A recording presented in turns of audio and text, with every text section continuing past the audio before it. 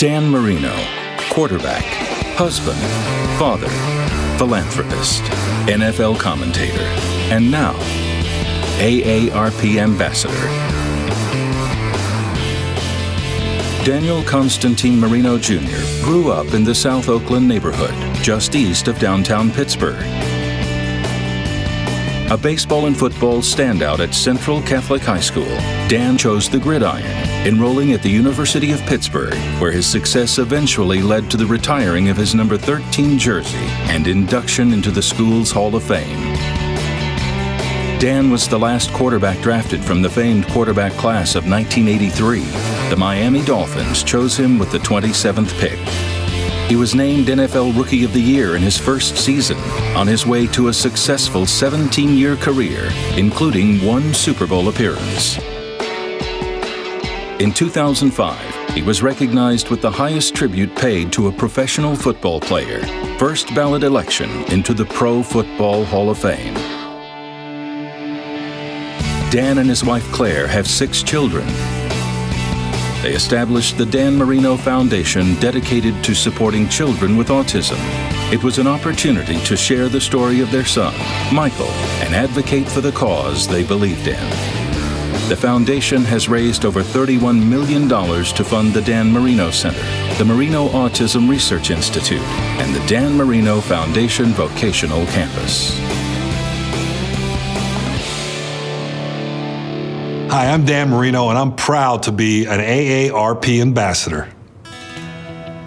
You know, it is new and exciting to be turning 50. Really, it's not about an age. I think, 50 is a number, and it's about what you feel in your life you want to accomplish. It's a time that you can reimagine and understanding, if you're going to be close to 50, or if you are 50, or if you're going to be 60, or you're retiring, that you got to make time for yourself to make sure health and wellness is a priority.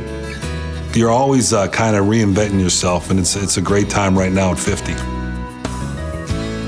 I grew up in the city of Pittsburgh. I always tell people that it was a great place to grow up. Very competitive neighborhood with good people and hardworking people.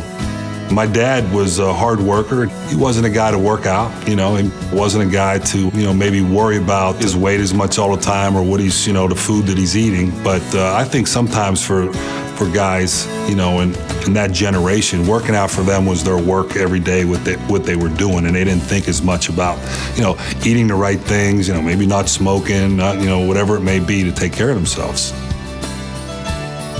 I think the difference is now is, as men, you look at 50 years old and you look at it as, hey, it's just, you got a lot of years left in your life, and you have to, look at taking care of yourself.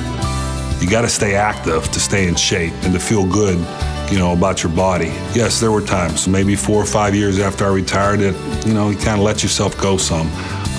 But I think you have to be aware of the importance. When you feel good about your body, it's good for your attitude, and it's good for your mind, it's good for everything. Being an ambassador for the AARP, it's not only being a role model, but it's it's kind of living by example, making a awareness, a positive impact on men and women about their health. You can be anything you want to be past the age of 50. It really starts with your attitude to make a commitment to being healthier, to wellness, to being in good physical shape, not only for yourself, but for the people you love.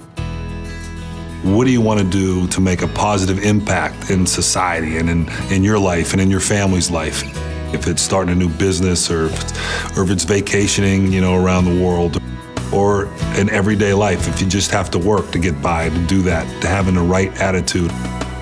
It's just reimagining, reinventing. You can do that anytime in your life. And as far as I'm concerned, I'm looking at doing that too. I'm looking at new things that I want to accomplish. It really comes down to looking at how can you reinvent yourself and take as much opportunities as you can and trying to improve your life.